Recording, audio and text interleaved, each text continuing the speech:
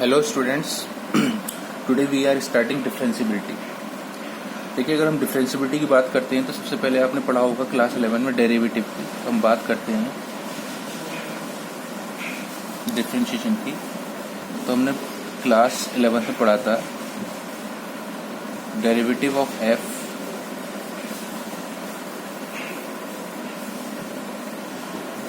Eight a point C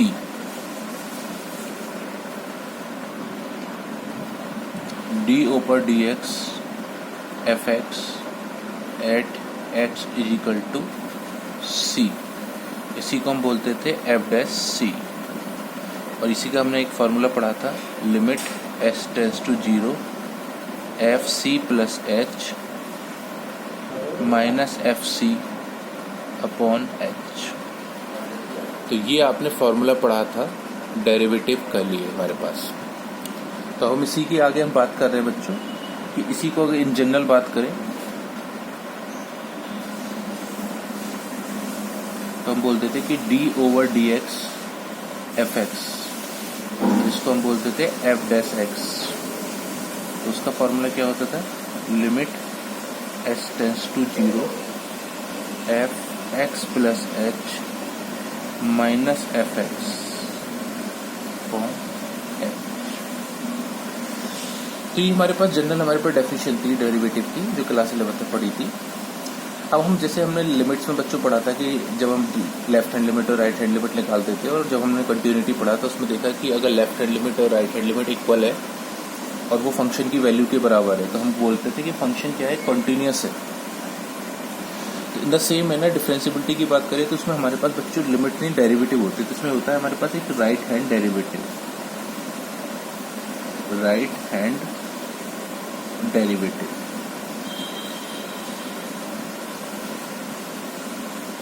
इसको बोलते थे हम आर एच डी बोलते हैं। देखिए, तो हम बात करें R H D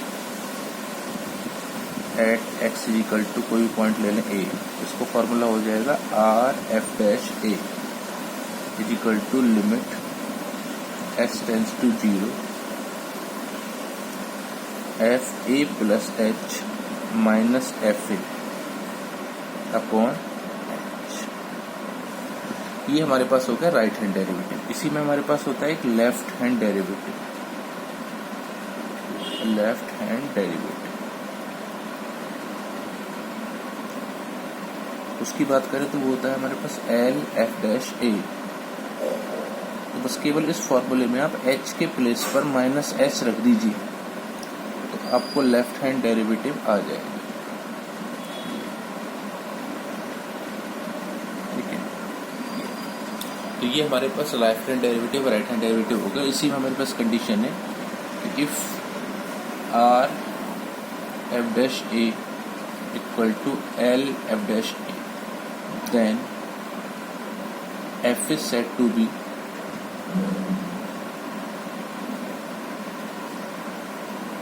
differentiable at x is equal to a। तो ये हमारे पास इस टॉपिक की बेसिक चीज़ है हमारे पास स्टूडेंट्स, कि हमें डिफरेंशियबिलिटी अगर चेक करनी है तो हमें क्या करना होगा, हमारे पास लेफ्ट हैंड डेरिवेटिव और राइट हैंड डेरिवेटिव निकालना होगा। तो जैसे हम पहले वहाँ पर लेफ्ट हैंड लिमिट और राइट हैंड लिमिट निकाल देते हैं, तो उसी की तरीके से हमें डेरिवेटिव निकालना है। अब देखिए, इसमें सबसे इम्पोर्टेंट एक हमारे पास चीज़ है बच्चों, एक इम्पोर्टेंट नोट है, इसको देख लीजिए। नोट क्या है, if F is differentiable eight a point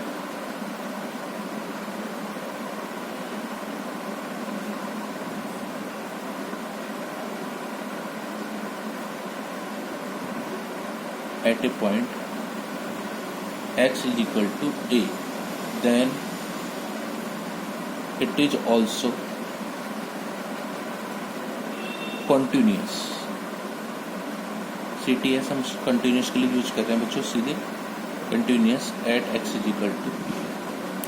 तो यहाँ पर बच्चों एक कंडीशन हमारे पास हो गई कि अगर कोई फंक्शन किसी पॉइंट पर डिफरेंशियबल है, इसका मतलब वो कंटिन्यूस तो होगा ही, और अगर कोई फंक्शन कंटिन्यूस है तो उसकी लिमिट तो एग्जिस्ट करेगी। तो बेसिकली देखा जाए तो रिवर्स प्रोसेस में हो गया। अगर हम उल्टा पढ़ें, अगर किसी फंक्शन की लिमिट एग्जिस्ट ही नहीं कर रही तो वो कभी कंटिन्यूस नहीं हो सकता। अगर कोई फंक्शन कंटिन्यूस नहीं है तो वो कभी भी डिफरेंशिएबल नहीं हो सकता। तो यहाँ पर एक इंपॉर्टेंट स्टेटमेंट होता है जिसे आप सुन सकते हैं कि continuity is the necessary condition for existence of finite derivative. Continuity जो होती है हमारे पास वो नेसेसरी कंडीशन होती है एग्जिस्टेंस ऑफ फाइनाइट डेरिवेटिव उसके लिए।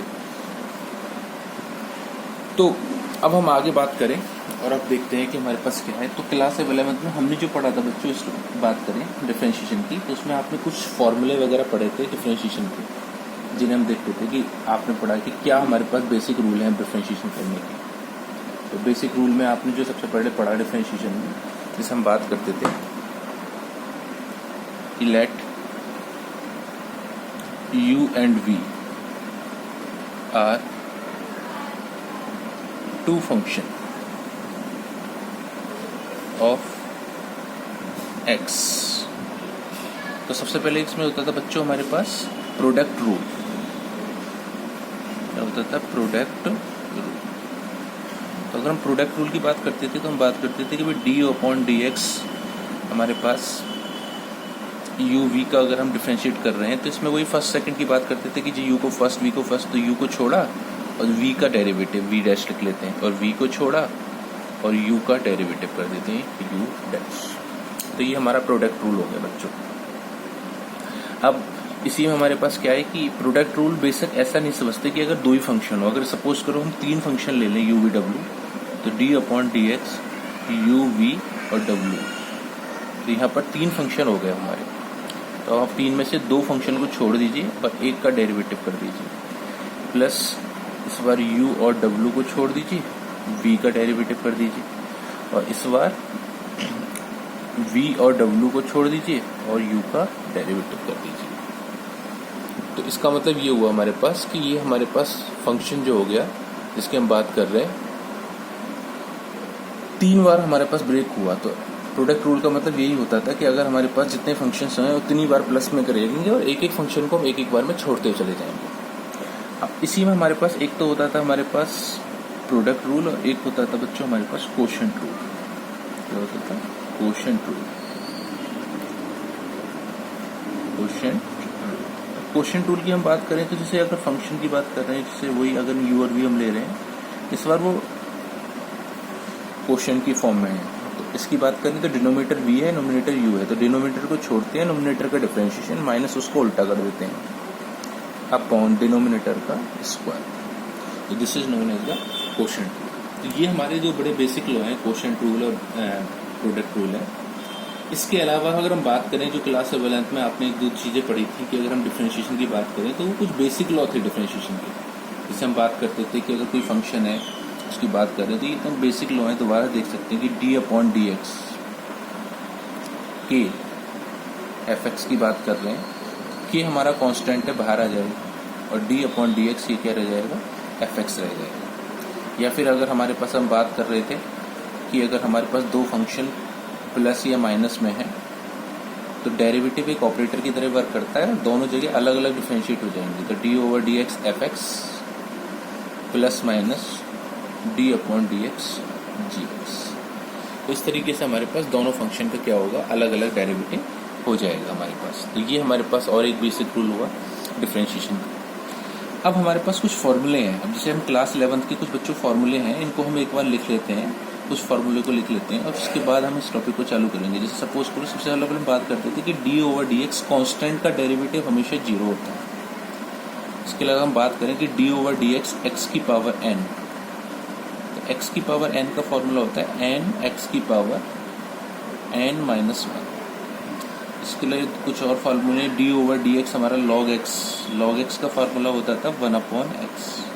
तो इसमें एक चीज ध्यान रखनी है आपको कि log x के अंदर कैलकुलस में बेस e होता है, अगर मेंशन नहीं है तो e है। इसी के अलावा e की पावर x का एक फार्मूला होता था e की पावर x, और e की जगह अगर हम कोई कांस्टेंट और ले लें पॉजिटिव, सपोज a ले लें, यहाँ पर a ध्यान रहे पॉजिटिव नंबर है तो इसका फार्मूला होता है a की पावर x log a। ध्यान रहे यहाँ पर a हमारे पास एक पॉजिटिव नंबर है, क्योंकि log के साथ कभी भी क्या होता है? नेगेटिव नंबर नहीं आता है हमारे पास।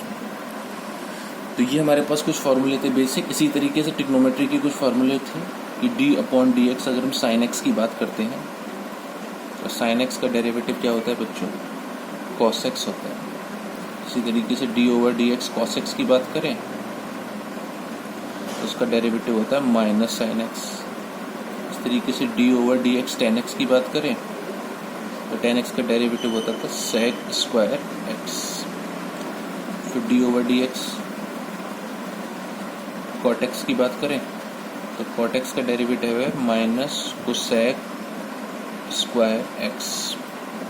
फिर हमारे पास एक और है d/dx sec x। sec x का डेरिवेटिव होता है sec x tan x। और लास्ट d/dx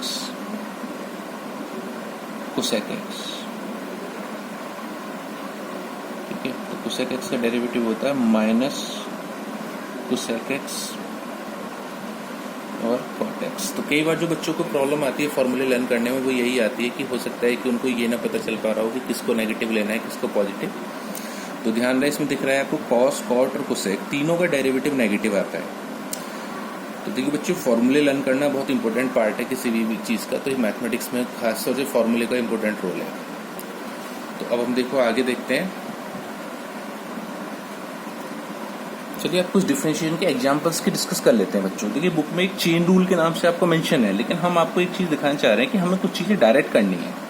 तो कुछ एग्जांपल्स हम डिस्कस आपसे कर रहे हैं। एक्सरसाइज आपसे इसी आराम से हो जाएगी। 5.2, 5.3 डिस्कस कर सकते हैं बुक में। जैसे सपोज हमारे पास सबसे पहले एक क्वेश्चन है कि d/dx आपको sin qx का डेरिवेटिव करना है। कुछ लोग इसे चेन रूल से करते हैं, लेकिन बच्चों इसको आपको डायरेक्ट सीखना है। जैसे सपोज sin qx का डेरिवेटिव आपको करना है तो बेसिकली सबसे पहले आप देख लीजिए कि इसको हम, आपको पता है आगे से हम नहीं लिखेंगे लेकिन पहली बार में लिख ले रहे हैं, इसको हम ऐसे लिख सकते हैं sin क्यूब का x सब से।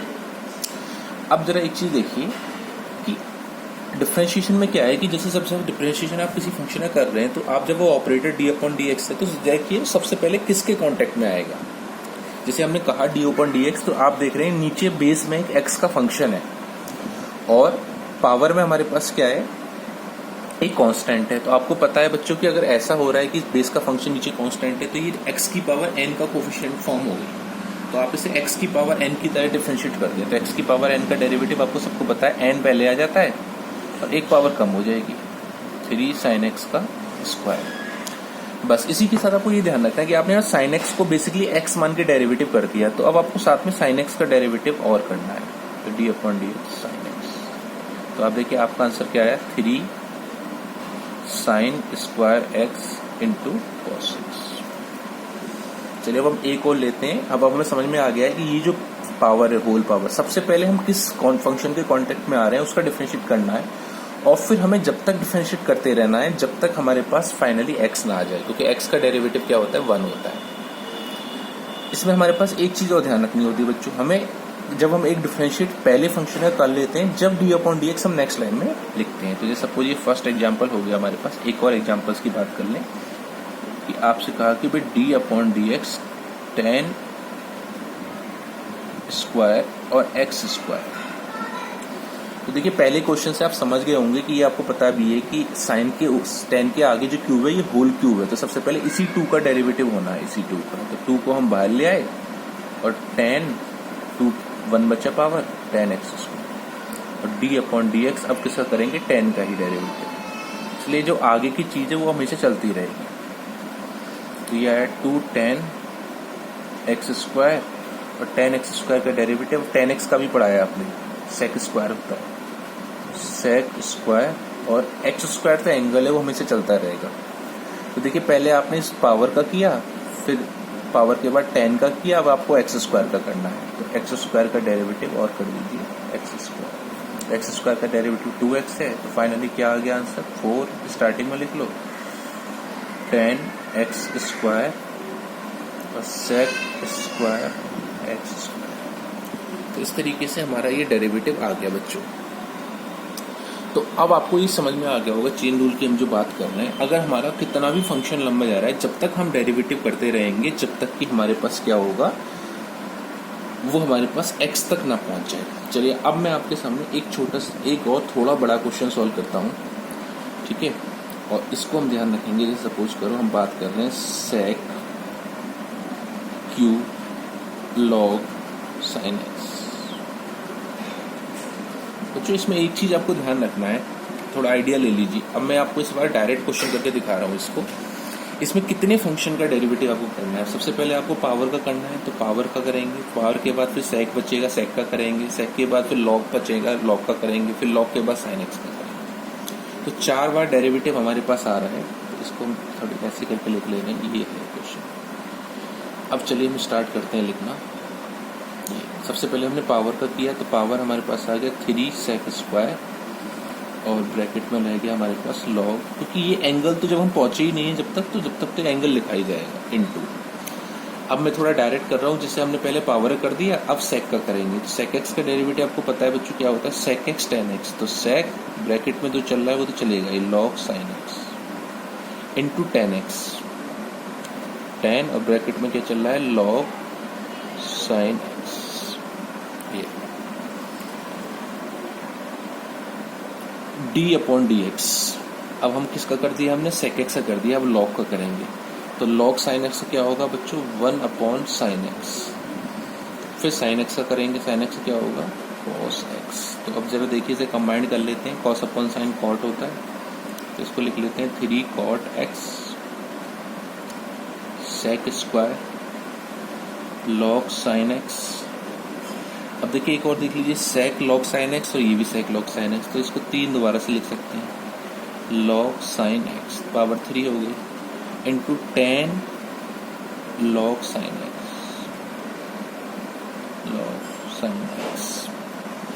इस तरीके से हमारे पास बच्चों 3 एग्जांपल्स हमारे पास हो गए। अब जरा एक दो छोटी छोटी इंपॉर्टेंट बातें हैं, इसको आपको याद रखनी है। डिफरेंशिएशन में कुछ अलग से इंपॉर्टेंट बातें हैं बच्चों, उनको जरूर ध्यान रखना है। जैसे सपोज एक हमारे पास है कि d upon D x under root x का डेरिवेटिव अगर आपको करना है बच्चों, तो वैसे तो आपको सीधा सीधा कर सकते हैं, 1/2 पावर है, 1/2 को पहले ले आएंगे तो x की पावर -1/2 रह जाएगा और वो नीचे चला जाएगा। लेकिन इसको डायरेक्ट याद रखना है, 1/2 under root x. d upon D x root x का मतलब 1/2 रूट एक्स होता है। अब जैसे सपोज इसी में यहाँ पर मैं एक एग्जांपल दे रहा हूँ आपको यहीं पर। जैसे सपोज करो आपको d upon D x root sine x का डेरिवेटिव करना है, तो रूट साइन एक्स के डेरिवेटिव में पहले ऐसे ही कि रूट को आपके सबसे पहले रूट है आपका, रूट के अंदर जो भी है उसको x मान के डेरिवेटिव कर दो, तो उसका फॉर्मूला क्या होगा, 1/2 रूट एक्स की जगह क्या है साइन एक्स, और अब साइन एक्स का डेरिवेटिव क्या होता है, कॉस एक्स। तो ये आपके पास फॉर्मूला है।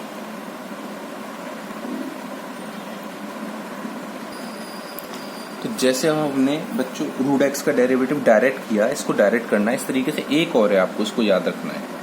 जैसे d अपॉन डी एक्स अगर आपको 1/x का डेरिवेटिव करना है, तो इन जनरल तो बच्चों आप ऐसे करेंगे कि d अपॉन डी एक्स को ऊपर ले जाएंगे और फिर -1 पहले आ जाएगा, x की पावर -2 और ये हो जाएगा -1/x स्क्वायर। तो वो तो अच्छी बात है कि आपको इन जनरल ही आना चाहिए, लेकिन अब आपको क्या करना है, जो नोट करना है वो ये ध्यान रखना है कि इसका डायरेक्ट समझ में आना चाहिए। जैसे सपोज क्या रूल होता है डायरेक्ट क्या है, जैसे d upon D x suppose आपको करना है 1/x³ का डेरिवेटिव। जिसको कैसे करते हैं, 3 पावर है तो ऊपर आ जाएगी, नेगेटिव है पॉजिटिव है तो नेगेटिव आ जाएगी और नीचे एक पावर इंक्रीज हो जाएगी। तो 3/x⁴ हमारा डायरेक्ट इसका आंसर आएगा। तो कैसे क्वेश्चंस आपको इस तरीके से करेंगे, जिस तरीके से हम जो बताया है कि आपको किस टाइप के क्वेश्चंस ऐसे करने हैं, डायरेक्ट जो करने हैं। एक और देख लीजिए, suppose d upon D x आपको 1/x⁵ का करना है, ठीक है। तो 5 हमारे पास ऊपर आ जाएगा, पॉजिटिव है तो नेगेटिव आएगा और नीचे एक पावर इंक्रीज हो जाएगी 5⁶। देखो इंक्रीज होने का मतलब तो हमारे पास ये ध्यान रखना है हमारे पास कि इंक्रीज होने का मतलब उसी में से एक और माइनस हो रहा है हमारे पास, उसी में से तो ऊपर जाएगा तो -5 हो जाएगा और उसमें से हम एक और माइनस कर रहे हैं, तो -5 -1 करेंगे 6, तो इंक्रीज हो गया हमारे पास एक पावर। तो इससे आपको डायरेक्ट याद रखना है, जैसे आपने रूट एक्स का डायरेक्ट याद किया है ऐसे इसको भी डायरेक्ट याद रखना है। अब जरा एक जो एग्जाम्पल्स देखिए, सपोज मैं एक क्वेश्चन दे रहा हूँ आपको, d upon D x 1/1 1 plus log x की होल क्यूब। तो इसको डायरेक्ट करना है। जैसे ये 1 अपॉन, आप देख रहे हैं कि 1 अपॉन में बीच में कुछ भी है x है ये सारा, और ऊपर 3 पावर है, तो इसका डायरेक्ट हमने डायरेक्ट किया -3 अपॉन जो भी दे रखा था 1 प्लस log x की पावर 4 इंटू, अब आपने इसको पूरे को x माना है तो उसी का डेरिवेटिव आपको दोबारा करना है 1 plus log x। Final answer हमारे पास क्या है 3 1 प्लस log x की पावर 4। इसका डेरिवेटिव करेंगे तो 0 हो गया, और log x का क्या होगा 1 अपॉन x। तो बस इसको थोड़ा सिंप्लीफाई कर लीजिए, 3 upon log x 1 plus log x की पावर 4। बच्चों अगर इस तरीके से आपने डायरेक्ट इस डेरिवेटिव को समझ लिया ना, तो डेरिवेटिव हमारा काफ़ी हद तक हो जाएगा, और आपको इस तरीके से ही समझना है। अब इसमें एक इम्पोर्टेंट कुछ छोटे छोटे नोट और हैं, उनको भी ध्यान रखना है। एक कॉमन बच्चों की प्रॉब्लम देखी गई है, जैसे किसी बच्चे से पूछा गया कि भाई d upon D X sine A का डेरिवेटिव क्या है, तो बच्चों को सीधा कॉस से लिख देता है, गलत, ऐसा बिल्कुल नहीं हो सकता। जब भी हम किसी फंक्शन का डिफरेंशिएशन कर रहे हैं तो आपको पता है कि d अपॉन डी एक्स मतलब x की रिस्पेक्ट में कर रहे हैं, तो विदाउट x, यानी आप इसको हमेशा ये समझो, एक अपने माइंड में हमेशा बोलो कि d अपॉन डी एक्स अगर विदाउट x मतलब 0 होता है, विदाउट x का मतलब 0 है। जैसे मैं आपसे कहूँ कि भाई d अपॉन डी एक्स ई की पावर a का डेरिवेटिव क्या होगा, तो e की पावर a में x नहीं है तो उसका डेरिवेटिव क्या होगा 0 होगा। तो ध्यान रखें कि ये कॉमन मिस्टेक बच्चों के सामने होती है, जो हमारा गलत है, इसको ध्यान रख लें, रॉन्ग है ये, इसको नहीं करना है आपको हमेशा। बस जब भी आप डेरिवेटिव कर रहे हैं और आपको दिख रहा है कि जो भी अंदर फंक्शन है वो एक्सिस में इन्वॉल्व नहीं है, तो आपको उसका सीधा डेरिवेटिव आपको क्या करना है 0 करना है हमारे पास।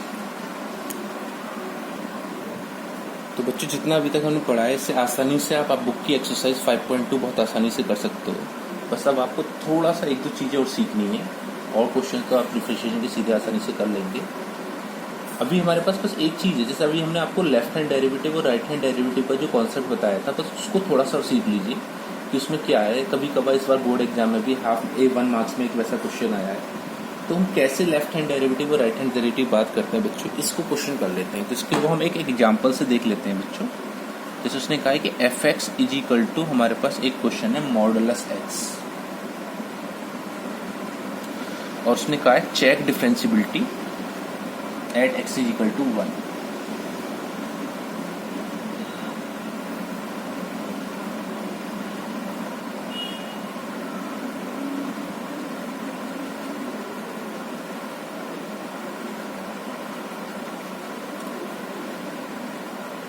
Eight x is equal to 1 पर आपको डिफरेंशिएबिलिटी, सॉरी इसको 0 पर आपको चेक करना है।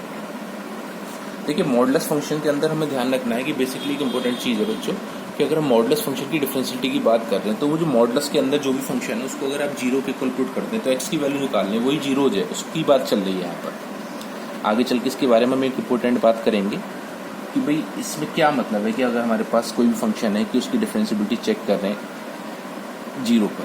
तो देखिए जरा पहले, सबसे पहले मॉडुलस फंक्शन आया तो उसको ब्रेक कर लीजिए। जैसे मॉडुलस फंक्शन आपको पता है क्या होता है, उसकी definition modulus x is equal to x होता है when x greater than 0 and minus x when x less than 0। ये हमारे पास बेसिक डेफिनेशन है। और आपको पता है यहाँ पर f0 क्या है, f0 हमारे पास देख रहे हो 0 है। देखिए मॉडुलस फंक्शन को ब्रेक करना सभी को आना चाहिए, और इसका बहुत कॉमन रूल है हमारे पास सभी क्वेश्चंस में मॉडुलस फंक्शंस का, कि एक बार जो मॉडुलस के अंदर होगा वो x आ जाएगा, और वो 0 हो जाए, एक बार ग्रेटर एक बार लेस। और ध्यान रहे इक्वल आप हमेशा एक सिमिलरिटी अपने आप बना सकते हैं, जिसे कहते हैं कि हम हमेशा ग्रेटर्स के साथ इक्वल लेंगे। अब सबसे पहले हम सपोज इसमें r(f'(0) चेक कर रहे हैं, तो उसका फॉर्मूला लगाया limit s tends to 0, point इस पर 0 है तो इसलिए हम लिखेंगे 0 plus h minus f0 upon h। अब हमने देखा क्या आया हमारे पास निकल के, limit s tends to 0, f0 plus h। जैसे आप कंटिन्यूटी में देखते थे 0 से ग्रेटर है तो यहाँ पर लाइज कर रहा है, तो इसकी जगह आप x की प्लेस पर आप ये वाली वैल्यू रख दीजिए, तो 0 प्लस h यहाँ रखेंगे तो 0 प्लस h ही आएगा, माइनस 0 अपॉन h। अब देखिए आप h से h कैंसिल हो जाएगा, तो क्या बचेगा, लिमिट एस टेंस टू 0, यहाँ पर बचेगा केवल 1। जब हमारा वेरिएबल खत्म हो गया तो लिमिट का कोई रोल नहीं है, तो लिमिट को हटा दीजिए। तो इसकी राइट हैंड डेरिवेटिव हमारे पास क्या आ गया, लिमिट 1 आ गया राइट हैंड डेरिवेटिव। अब लेफ्ट हैंड डेरिवेटिव निकालते हैं, एल एफ डैश 0। एच के प्लेस पर क्या रखें, माइनस एच। तो फॉर्मूला क्या आया, F 0 minus H minus F 0 upon minus H. तो आपको दिख ही रहा है आराम से कि अब आप किस में वैल्यू पुट करेंगे। अब इसमें माइनस इसमें पुट करेंगे तो माइनस 0 माइनस एच, और एफ 0 तो 0 ही था, और नीचे क्या है बच्चों, एच माइनस एच है। तो आप देख रहे हैं ये माइनस प्लस हो गया, कटेगा तो -1 रह गया इसमें। तो लिमिट एस टेंस टू 0, ये रह गया -1, तो इसका मतलब इसकी वैल्यू -1। तो आप देख रहे हैं since L f dash 0 not equal to R f dash 0, so f is not differentiable at x is equal to 1। तो 1 पर ये डिफरेंशिएबल नहीं है। अब देखिए इस क्वेश्चन में बच्चों कुछ इंपॉर्टेंट बात समझिए। सबसे पहले देखिए मॉडुलस फंक्शंस जितने भी होते हैं, और उन मॉडुलस फंक्शन को अगर हम अलग अलग सेपरेटली 0 रखें तो जिस पॉइंट पर आएगा वो कभी भी उस पॉइंट पर डिफरेंशिएबल नहीं होते। अभी हम ग्राफ से एक चीज और समझेंगे कि मॉडुलस फंक्शन कहाँ डिफरेंशिएबल होते हैं, कहाँ नहीं, ये भी हमें समझना है। दूसरी बात, एक और शॉर्टकट देखते हैं हम बच्चों। जैसे सपोज हमारे पास इस फंक्शन की हमें डिफरेंशिएबिलिटी चेक करनी है, तो बच्चों डायरेक्ट तरीका ये भी होता है, जैसे x ग्रेटर देन 0 है लेस देन 0 और हम 0 पे चेक कर रहे हैं, तो अगर हम इसका डेरिवेटिव डायरेक्ट कर दें x का, तो आपको पता है ग्रेटर की तरफ है, तो x का डेरिवेटिव क्या होता है 1, और 1 में 0 तो x की वैल्यू कांस्टेंट आ गया, तो इसका मतलब राइट हैंड डेरिवेटिव बच्चों इसका 1 आएगा। तो देखिए 1 आया।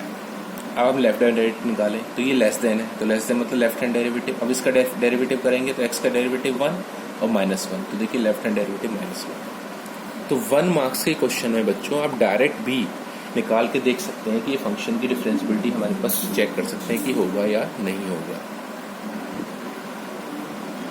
अब देखिए इसमें अब एक बात और निकल के आई, समझ लीजिए मॉडुलस फंक्शन के बारे में। अब मैं इसका ग्राफ भी बना लेता हूँ, तो ग्राफ से और पता कर लेता हूँ। तो ये जो हमारा फर्स्ट फंक्शन था f x is equal to modulus x, बच्चों इसका ग्राफ और देख लेते हैं। तो देखिए इसका ग्राफ बनाना बहुत आसान होता है। जो जीरोज का पॉइंट होता है उसी पर आप इसको एक वी शेप में हमारे पास एक लाइन बना देंगे इस तरीके से। तो ये f x is equal to modulus x का ग्राफ। तो बच्चों कुछ इंपॉर्टेंट बातें हैं, कॉम्पिटिशन्स में भी आपको काफ़ी हेल्प करेंगी कि मॉडुलस फंक्शंस का ग्राफ अगर हम बनाएं या फिर किसी फंक्शन का ग्राफ बनाएं, तो जिस पॉइंट पर हमारे पास देखो ये शार्प एज आ रही है, जो दो एज मीट कर रही है, उस पॉइंट पर कभी भी ये फंक्शन डिफरेंशिएबल नहीं होता। इसका रीजन भी ये है कि अगर हम इसके राइट में जाएंगे तो ये एक हमारे पास आएगी, क्योंकि डिफरेंशिएबिलिटी का मतलब या डेरिवेटिव का मतलब आपको पता होगा क्लास 11th में कि डेरिवेटिव का मतलब बेसिकली ये होता है कि किसी फंक्शन का किसी पॉइंट पर डेरिवेटिव निकालने का मतलब उस फंक्शन का उस पॉइंट पर स्लोप ऑफ टेंजेंट चेक कर रहे हैं। तो बेसिकली आप देख रहे हो इसके राइट में हमारे पास ये लाइन आ रही है, तो इस लाइन पर अगर हम स्लोप निकालेंगे 0 के, तो यहाँ पर एक ये वाली लाइन मिलेगी जिसका स्लोप -1 होता है, सॉरी ये 45 डिग्री है, और इसके लेफ्ट में ये लाइन है, और आपको पता है कि इसका स्लोप 135 डिग्री है एंगल पर, तो इसका स्लोप -1 है।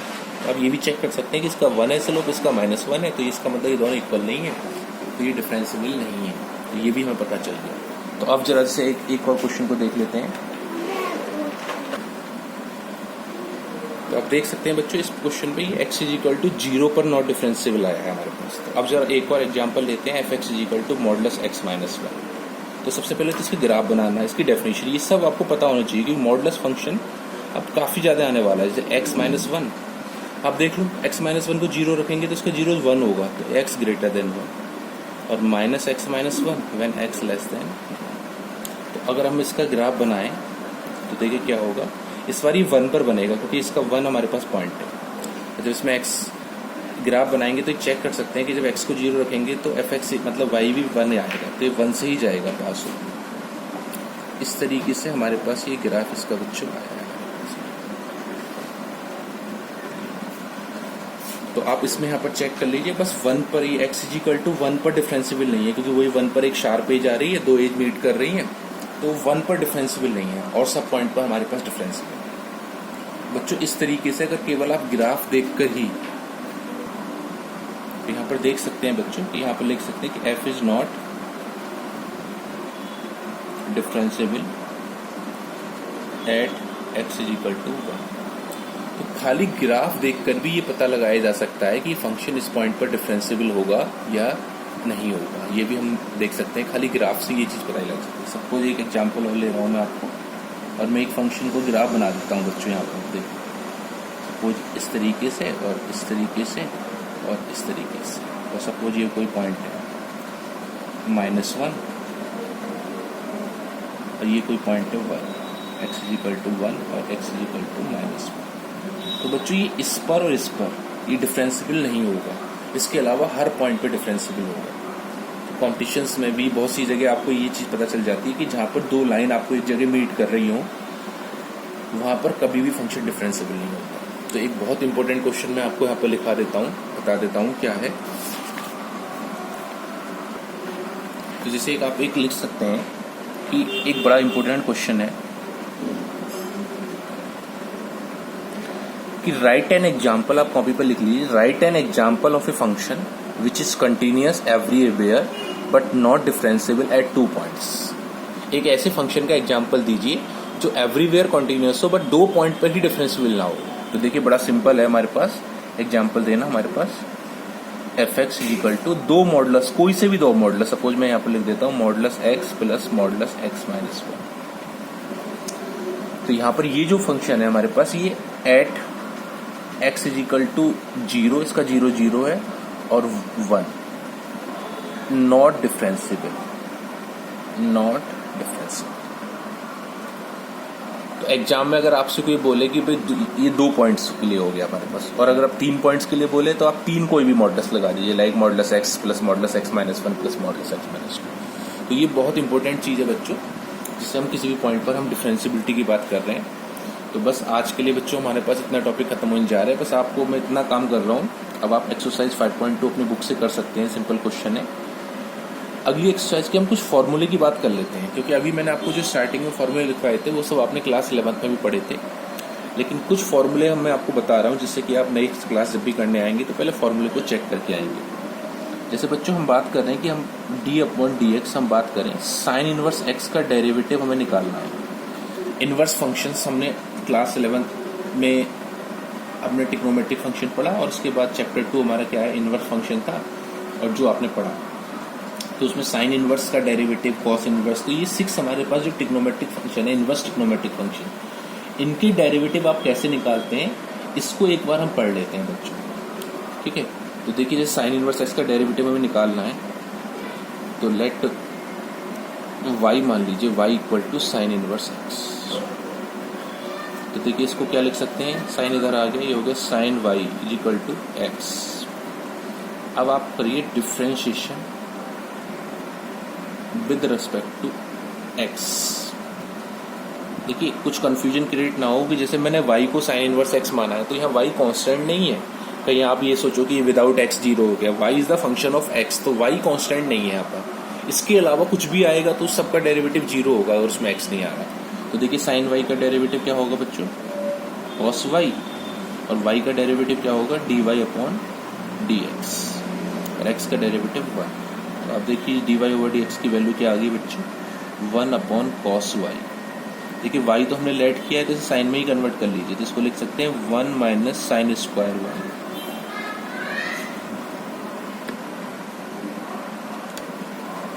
तो देखिए साइन y को आपने क्या माना था बच्चों, x, तो आ गया हमारे पास 1 अपॉन 1 माइनस एक्स स्क्वायर। तो देखिए पहला फॉर्मूला हमारे पास आ गया इनवर्स फंक्शन में डेरिवेटिव की d upon D X, sign inverse x का जो डेरिवेटिव है वो क्या होता है 1 अपॉन 1 माइनस एक्स स्क्वायर।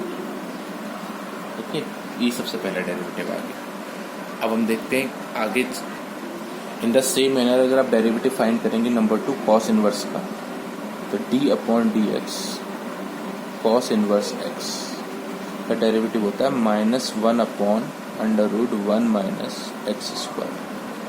इसी तरीके से तीसरा हमारे पास होता है d upon D x tan inverse x, इसका डेरिवेटिव होता है 1 अपॉन 1 प्लस एक्स स्क्वायर। प्लस को लिखने की जरूरत ही नहीं है आपको। चौथा हमारे पास d upon D x cot inverse x. तो कॉट इनवर्स एक्स का डेरिवेटिव होता है बस इसका नेगेटिव 1/1 प्लस एक्स स्क्वायर। इस तरीके से सेक इनवर्स एक्स की बात करें तो d/dx सेक इनवर्स एक्स, इसका डेरिवेटिव होता है 1/x स्क्वायर माइनस 1। बच्चों एक और बात है कि कभी आपने बुक में ये फॉर्मूला लिखा हो देखो सेक इनवर्स का, तो यहाँ मॉडुलस लगा देते हैं। मॉडुलस लगाने का मतलब यहाँ पर सिर्फ इतना ही है कि पॉजिटिव कंसीडर होगा हमारे पास। इसी तरीके से d/dx को सेक इनवर्स एक्स, इसका नेगेटिव,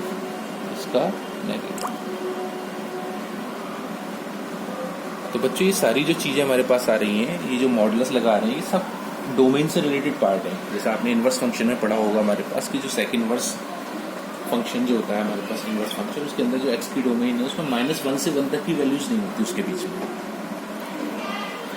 तो इसलिए हमारे पास यहाँ पर देख रहे हैं कि ये हमारे पास मॉडुलस एक्स यूज करते हैं। तो देखिए इन 6 फॉर्मूले को लर्न करने का तरीका बड़ा आसान है। एक तो ये कि हमने पहले भी बताया था कि जो कॉ वाले जो होते हैं कॉस, कॉट, कोसेक, तीनों का इनवर्स जो डेरिवेटिव है वो नेगेटिव होता है। तो याद करने का तरीका बड़ा अच्छा है। साइन इनवर्स एक्स का 1/√1 माइनस एक्स स्क्वायर। तो देखिए साइन इनवर्स का डेरिवेटिव 1/1 माइनस एक्स स्क्वायर था अंडर रूट में, तो कॉस का इनवर्स का केवल नेगेटिव हो गया। टेन इनवर्स का 1/1 प्लस एक्स स्क्वायर है, तो कॉट का उसका केवल नेगेटिव हो गया। सेक का 1/(x under root x² minus 1 है, तो कोसेक का क्या हो गया, केवल उसका नेगेटिव हो गया। तो बच्चों फॉर्मूले लर्न करने के लिए भी बड़ी अच्छी बात है, केवल आपको 3 फॉर्मूले लर्न करने हैं, साइन इनवर्स, टेन इनवर्स और सेक इनवर्स। और 3 जो फॉर्मूले हैं, साइन इनवर्स के लिए कॉस इनवर्स, टेन इनवर्स के लिए कॉट इनवर्स और सेक इनवर्स के लिए कोसेक इनवर्स, तीनों उसके केवल नेगेटिव है। तो बच्चों इस तरीके से हमारा आज का पार्ट 2 खत्म हुआ है, जिसमें आप एक्सरसाइज अपनी 5.1 इससे रिलेटेड बहुत सारे क्वेश्चन की प्रैक्टिस करें। ये जो आज आपने आपको मेथड बताया था डिफरेंशिएशन का, जिसमें फंक्शन के अंदर आप डिफरेंशिएट करते चले जाते हैं, ऐसे बहुत से क्वेश्चन की आप प्रैक्टिस करें, क्योंकि जितना अच्छा आपका डिफरेंशिएशन आपका हो जाएगा, क्योंकि आगे चल के ये जो 5 टॉपिक हैं 5, 6, 7, 8, 9 ये सब एक दूसरे के लिंक्ड हैं। इसमें डिफरेंशिएशन जितना अच्छा आपका होगा उतना ही अच्छा आगे के टॉपिक होगा। तो अब आप प्रैक्टिस करिए, मिलते हैं अब आपसे नेक्स्ट क्लास में।